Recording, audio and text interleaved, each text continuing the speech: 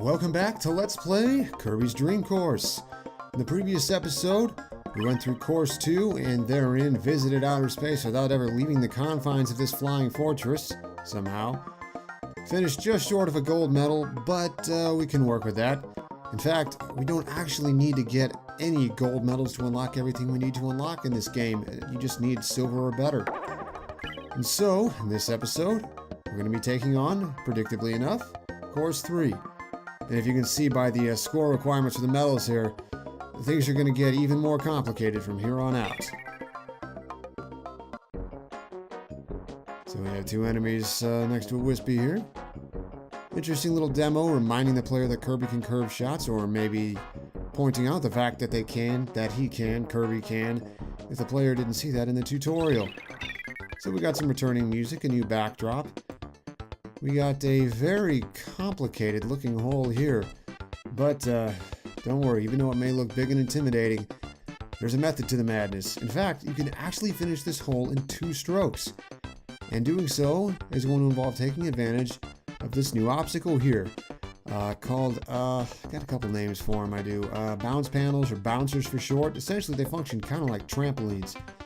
If you land on them from an aerial shot, you'll bounce much higher than normal, especially if you boost off them. So, for this shot, we want to use a little bit of backspin, because we want to try and line up, or well, land right where that Kaboo is, because we want to have a straighter shot for those 2 enemies up there. So let's set this up.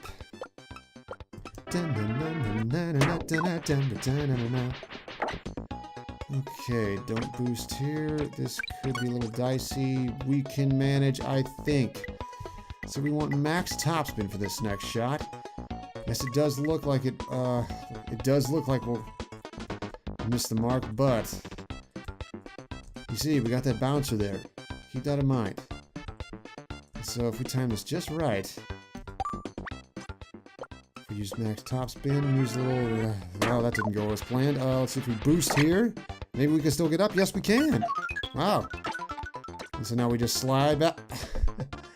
Well, the plan was to go a little past it, hit the slope, and then slide back down, but apparently we just happened to graze the lip of the damn thing, and now we just have to tap in. Oh, well, a 3's okay.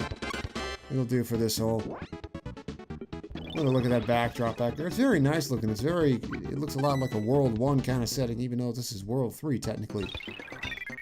Hole 2 is no less complex. There's a lot of moving parts. But at the end of it, it actually comes down to which of these 3 abilities you want to carry into the next hole. And since the last enemy turns into the cup, what you want to do is try and decide which enemy you want to hit second. In this case, we actually want high jump ability going forward. And so we'll be using these 2 new obstacles to do so. First being these conveyor belts that are strewn about everywhere here. They slow you down drastically and you touch them, namely so you can land on them, and then they start carrying you in the direction they're moving, just like you'd expect a conveyor belt to. Meanwhile, we got these red warps here, which function mostly similar to blue warps, except instead of dumping you out of them in the direction an arrow is pointing, like with the blue warps up there, the red warps have you come out of them in the direction that you entered the other one. So with all of that in mind, we actually want to go to this one first. We want to take the curve of the grass there into account, the arrows there.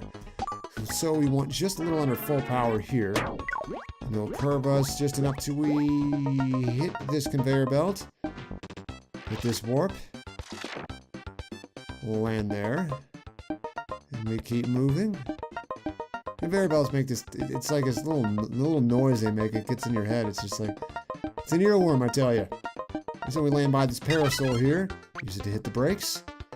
And now we have a straight shot to the Starman to get high jump. And finish this hole with the ability we wanted. And to ensure things go okay, we want to land here. And now let's boost since we overshot a little. And there we go, a nice 2. You basically can't get a hole in 1 on this hole, so just shoot for a birdie. Hole 3 here, and now you're about to see why we wanted high jump. It's much smaller than the previous ones, much more enclosed with these borders. You have this little pyramid formation here to get over to the other side, but then you have this Wispy in the way. Now, Spark would help in this case, since you just get rid of the Wispy, but then you'd have to have an absolutely perfectly set up shot. You'd have to have the power exactly how you wanted it in order to get a hole in one. And since high jump immediately halts your momentum and moves you forward a set distance, it's much easier to time. So what we want to do is count back enough squares so we know when to use high jump. We want to land right around the violet tile there between the Wispy and Broom Hatter. So 1, 2, 3, 4, 5, 6. We want to jump at the violet tile just past this Broom Hatter to the left here. So with that in mind, we want to use nearly full power. Boost to keep this going. Time it just right. And up we go. Bounce. Are we going to get in? No, we'll have to. Uh-oh. That's not good. And that's what happens if you overshoot and fall off the edge. You lose a life. You have to you have to take your next shot from where the first shot was, or where your previous shot was. Fortunately, no extra penalty stroke. But more importantly, you lose your copy ability, and that's going to make things a lot harder on the next hole. Great. Just great. So we at least got it 2 there. This is going to make things a little more difficult, and that's an understatement, heading forward. Yay. So hole 4 here, we have another spin switch, a couple caboos there, arrows, conveyor belts, Kracko to get in our way, that gas bar, which we will not be able to hit with high jump now. That's why it's going to be more difficult, more spinning, there's spinning tiles there, and a squishy. So what we want to do here is hit these 2 caboos and land on the conveyor belt in the first shot and hope to the stars above that Kracko doesn't knock us off course. And the bad news is, you have to aim your shot while he is off screen. So, since you can't even hear him shoot while he's off screen, you basically have to guess. It's stupid, and it's another one of the shortcomings of this game. You really should have thought of that. And then we missed, and then we land just off the belt. Isn't that typical? Maybe we can find a silver lining here. No such luck. It seems... Well... You know, maybe. Just maybe. Because that's going to bring us just under the gas bar. I bet if we boost, we might be able to pull it off. Well, here's hoping. Full power, perfect power, just right. Missed the boost. Of course I did. Pressed it just a little too late. Good thing that's there. And so now we're going to spin around a little until we come to a stop. If at all possible, we want to land a little closer to the middle here. So we have an easier... And it's going to spin us around. So we have... Yeah, when there's spinning tiles in play, this can go for a while. So now we want to land here. Oh, this is going to be a little easier than I expected. This is nice. Okay. So 3 notches of backspin. And... Well, that's not good.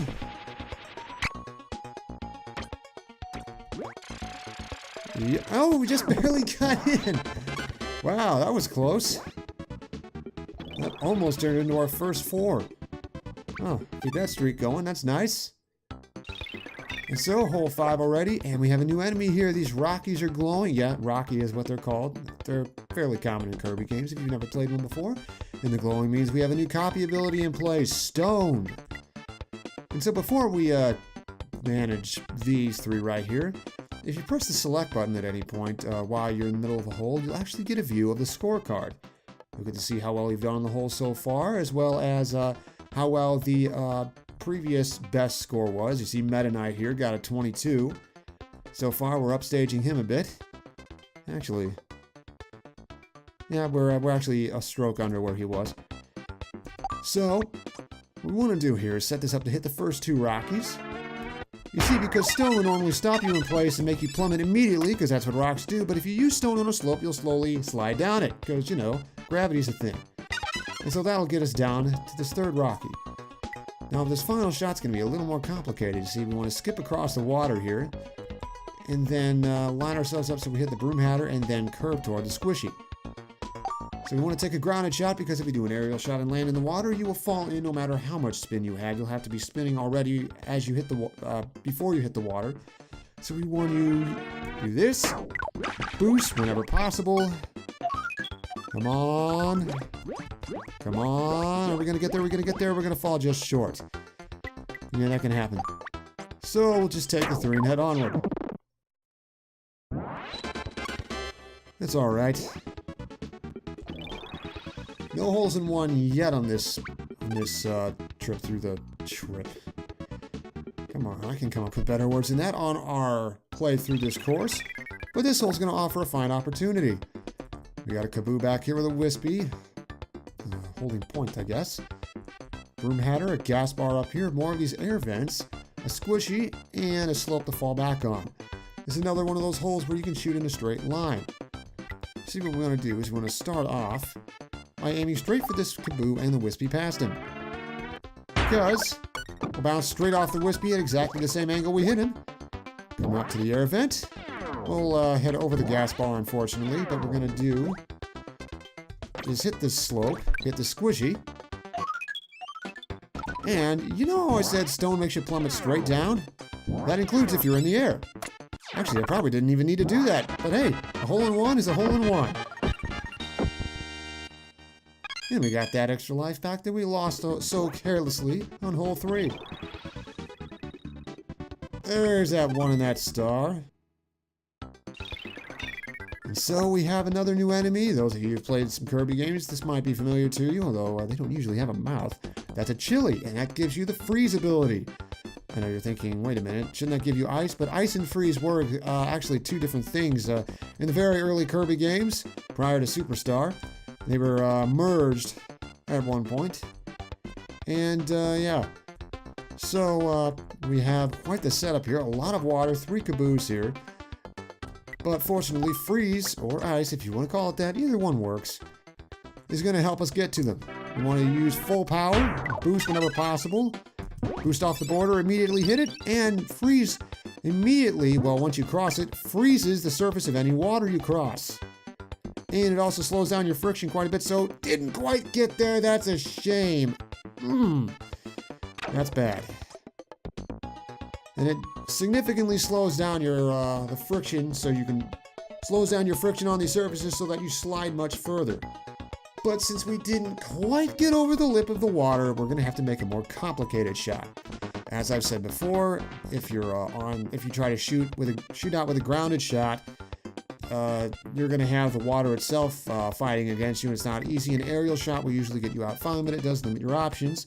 And we're going to need to do a trickier shot here. We want to use backspin and a bit of side spin. That's not the right direction. To line this up just so. Yeah, this isn't going to go so well, is it? Look at this. Well, actually, yeah, you know.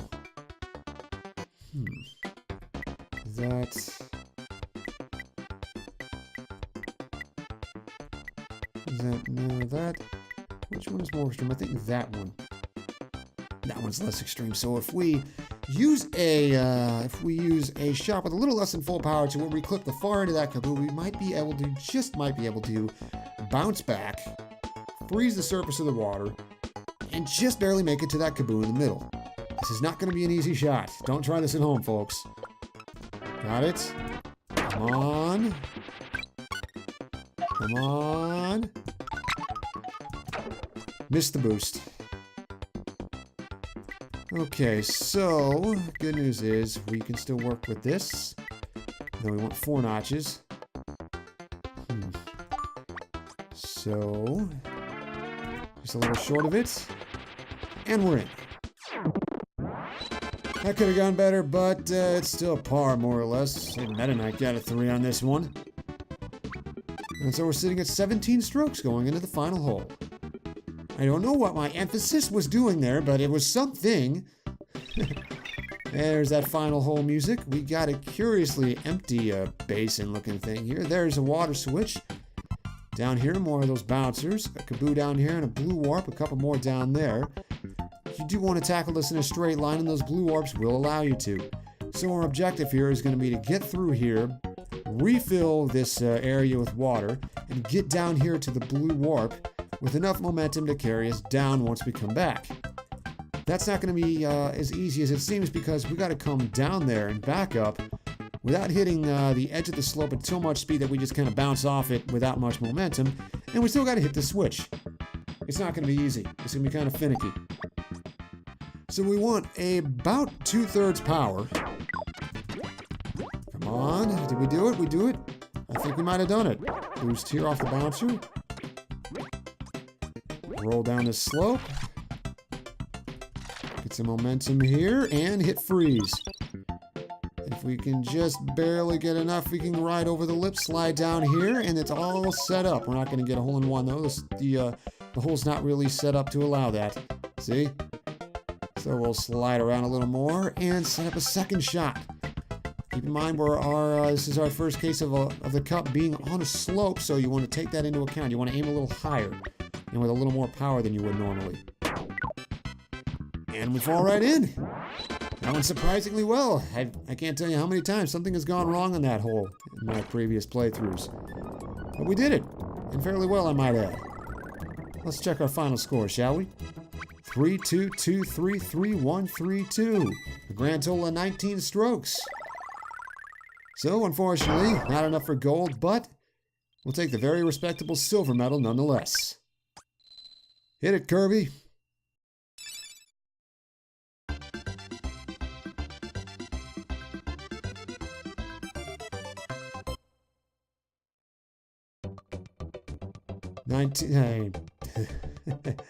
Little slip of the tongue there.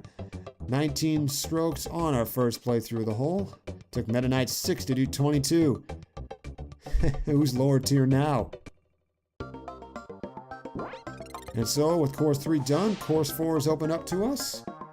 And I think we did pretty well there. Course 3 can be a little daunting for first-time players of this game. It was for me. I mean, I couldn't figure out how the heck to score very well on some of those holes the first time I played through it. Then again, I was like, what, 8 or 9? These are very different now.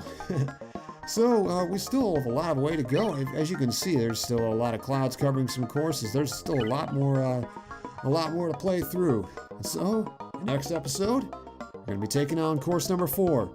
In the meantime, I'm going to take a few practice swings. Let's see if we can avoid shooting ourselves off the side of the hole next time. So, until then.